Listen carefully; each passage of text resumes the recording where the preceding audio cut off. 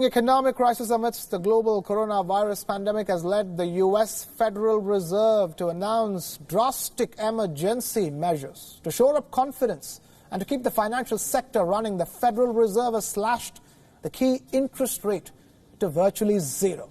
The U.S. Fed has made its second emergency rate cut in less than 2 weeks, and the benchmark borrowing rate has been cut to a range of 0 to 0.25%.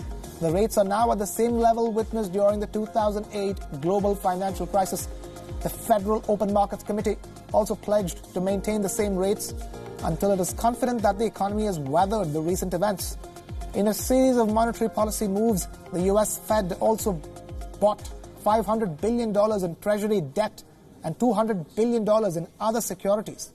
U.S. Fed Chief Jerome Powell was reported saying that the primary purpose of these securities purchases is to restore smooth market functioning so that credit can continue to flow. The purchases will also foster more accommodative financial conditions. Jerome Powell, in a briefing, warned that the U.S. economy will be weak in the second quarter of the year due to the pandemic, as it is likely to show the impact in the April to June period, with business and manufacturing deeply affected. However, the chance of a recession this year will depend on how soon the pandemic's impact can be contained. Jerome Powell, the U.S. Fed chief, also said that the Fed does not believe that negative interest rates will be appropriate, but fiscal measures by the government are critical to respond to the economic damage. Now, the U.S. Fed's move was well received by U.S. President Donald Trump, who congratulated the Federal Reserve after it took the drastic measures. Trump has relentlessly demanded that the U.S. Fed cut rates again and again, and is now, quote-unquote, very happy with the decision. I want to congratulate the Federal Reserve.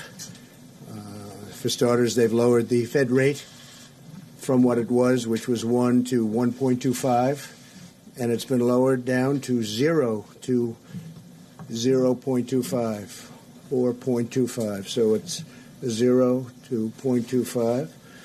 That's a big difference. It's quite a bit, about a point. And in addition, very importantly, the Federal Reserve is going to be purchasing $500 billion of treasuries and $200 billion of mortgage-backed securities. However, the fresh stimulus measures have failed to lift the confidence in markets. Falling sharply in trading ahead of Monday's official opening, Dow Jones futures slipped 4.5%. Investors are also on the edge as billions of dollars have been already wiped off the markets across the world.